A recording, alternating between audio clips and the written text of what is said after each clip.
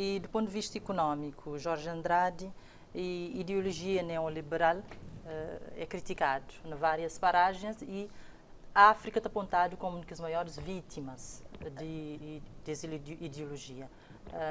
Qual que é a questão? Bom, se mantém a fatura que a questão da base, que retoma aquele mesmo problema, também de volta aquele mesmo questão, assim, que está fala dele sempre. Como as máquinas, nesse momento, está armado. É aquele que toca naquela hora. Quem se fala, não pode analisar questões econômicas, do ponto de vista de que a Europa tem delineado, onde não pode olhar realisticamente desde aquela questão que se fala de nosso queda, aquele holocausto africano, onde que nós não passa de reis e rainhas de nosso destino para propriedades de Estado. Entendendo que quem se fala não torna não ser humano, mas sim objetos de troca. Por isso, a minha análise, não é fazer análise em termos de base de capitalismo, de comunismo, nem de socialismo, porque aquelas são vertentes de pensamentos europeus. Você entende o que se falou? E que as questões não, como que nós não estamos ali no continente, nós olhar de facto, sem termos. A minha está falando de um ponto críticos. De vista, de certa forma, não sei se não tem cabeça um termo panafricanista. Sim. Você entende? Daquele ponto, a minha se falou, qualquer, de novo, qualquer questão, qualquer interpretação que te bem de lá para nós gerância de nós, nação, e nós destino. Que a licenciei toca naquela questão que essa fala, nós não te mire nosso desenvolvimento em questões de padrões de estilo de vida da Europa, que ela também fomenta a economia da Europa. Você entende? Padrões de beleza, licenciei, é na base de que é escrepa no parcicuel, nossa televisão, consumo, tudo que usa licenciei, nação se dirige, se cabeça reto a um abismo que a Europa sempre está dominando, para nós se crer que está lá. Mas qual que é a nossa condição, nesse momento, de ter controle de nosso destino? Nunca tem controle de nosso destino, exatamente. Ou, por exemplo, não se defende o que Mugabe faz, não? Mas Mugabe, o que está falando dele, é um equilíbrio, licencia na distribuição de bens, quer dizer, maneira que geral pode ser. Cada um tem a sua opinião, a maneira que Mugabe gera aquela situação. Sim. Mas, o princípio que você usava é básico de equilíbrio para mostrar para a coisa ali. Bocatacha, e 50% do africano que controla e 40%. Você entende chões na Itália, nunca tem propriedades na Portugal, nunca tem propriedades na Alemanha, Sim. nunca tem bens em nenhum lugar. Mas, no entanto, também no continente, que é que se fala, Otto van Bismarck, seu descendente está ainda enraizado e presente lá na tua questão. Você entende? Botou já lá Cecil Rhodes, mais um grande imperialista, ainda tudo. Bom, o governo belga, o que te beneficia ainda com instituições de Cecil Rhodes, e que te beneficia com a economia de Congo ainda, o que é lá. Hoje era para ali, por exemplo, não está bem, não se desenvolve nossa economia. Em vez de não liga, por exemplo, com o Senegal, que se ali na costa, se desenvolve projetos com o Palop. Agora para agora. Palop subiu um na base só para desenvolver questões de língua portuguesa. Você entende? Nunca tem um interesse realmente econômico, a distância que não tem com Moçambique. Nunca traça rotas comerciais com o Senegal. Para uma coisa, mas esta papel francesa, agora essa tem que valer com a França. A não tem papel português, tem que valer com Portugal, com Moçambique, com Angola. Repara, não são questões que se falou que não se estrangulado com um monte de política, se nunca sai dele. Você entende? Para não decidir nosso destino. Não tem que decidir realmente nosso destino. Mas as gaves, enquanto não tem políticos que têm que ir para depender de ajuda externa, para pedir ajuda constantemente em outro país, que tem maneira para não controlar nosso destino, que ele é pleno e simples. Não pode traçar qualquer projeto que não tem e te dando um beco sem saída. Bom, no fim, é esse que tem que decidir. Nós tomamos 5 ali, a boa toma 10, mas para andar 10, você tem que controlar a população ali, a boa tem que fazer aquilo ali. Que tipo de gerência que ali, onde que nós somos de líderes, que é ali? Você entende? Cursino Tolentino, entrando exatamente nesta questão, onde certas opiniões defendem que as doações humanitárias atrapalham mais do que ajudar o continente africano. É um paradoxo, um certo paradoxo, como é que podemos perceber? Eu creio que tudo dependerá da capacidade coletiva de uma determinada unidade. Se estamos a falar de uma unidade nacional, de um país, do seu respectivo governo, o nível de organização, o nível de democratização, etc., etc., e, por conseguinte, as decisões, o valor das decisões que essa unidade pode tomar, que pode ser uma nação, pode ser um conjunto de nações numa região, pode ser um PALOP, pode ser uma CPLP, assim como pode ser uma organização subregional geográfica, como na CEDEAO, etc.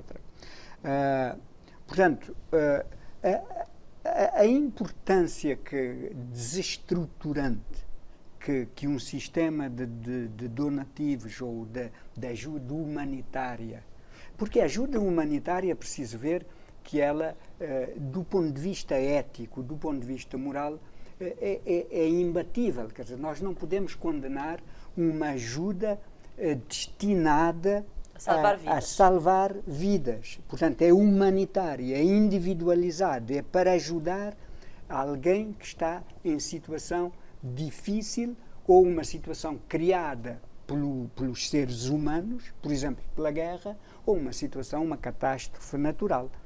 E, portanto, há uma ajuda humanitária. O que é que caracteriza a ajuda humanitária que difere das outras intervenções nas relações internacionais? É precisamente este aspecto de ser incondicional, em princípio, e que tem como objetivo imediato salvar vidas. Portanto, não depende de acordos pré-estabelecidos, nem de vantagens estratégicas negociadas. Portanto, é uma questão imediata. Se for assim, e em princípio é imediata, há a chamada intervenção humanitária de emergência, que é imediatíssima, e há países que têm mecanismos que são desencadeáveis em questão de segundos, como há a ajuda humanitária mais prolongada em situações também que podem esperar, ou porque são mais complexas, ou porque, pela sua própria natureza, podem esperar. Mas isso, portanto, eu estava a tentar distinguir duas coisas. Uma, que é a natureza da ajuda humanitária. Qualquer de nós, se ao sairmos daqui for dirigido um pedido para ajudar uma família, para ajudar uma pessoa em situação de dificuldade, é uma intervenção humanitária a nível humano. De certeza nós não vamos dizer que não. Portanto, neste ponto de vista, não atrapalha. Estamos de acordo e não atrapalha. O que atrapalha é a ajuda humanitária integrada num sistema de relações internacionais, um sistema desequilibrado, em que há uns que têm mais poder político, e o poder político normalmente resulta da detenção de outros recursos, nomeadamente financeiros, materiais. E, portanto, nessa situação, inclui-se muitas vezes a chamada ajuda humanitária como um elemento de um sistema, de um jogo de poder, onde perde, digamos, essa característica que mencionamos. A segunda coisa. E a terceira, para terminar, é a seguinte. Eu não sou partidário, embora respeite outras opiniões, mas eu não sou partidário de uma conspiração mundial ou regional existente contra os países africanos ou contra Cabo Verde. Eu sou estou mais inclinado a ver as relações internacionais como um jogo de poder em que temos de mostrar capacidade de conhecer bem os nossos interesses, os nossos limites. Poder de parte a parte. Poder de parte a parte. E, portanto, defendermos aquilo que é nosso e aquilo que é justo. Por conseguinte, é neste aspecto, até, que eu considero que se a ajuda humanitária atrapalha, e atrapalha muitas vezes, não é tanto por aqueles que a propõem essa ajuda humanitária, mas por aqueles que recebem. Sim. E muitas vezes dão destinos desviantes ou então inadequados. E em troca, comprometem a própria soberania da nação ou do país. É neste mesmo sentido é que eu considero que, por exemplo, a tecnologia, os meios tecnológicos, e mencionamos aqui os telemóveis, mencionamos as televisões, podemos mencionar as redes sociais, podemos mencionar a internet, etc, etc.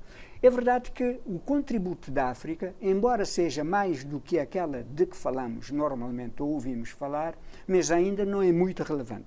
Mas eu fico nesta situação.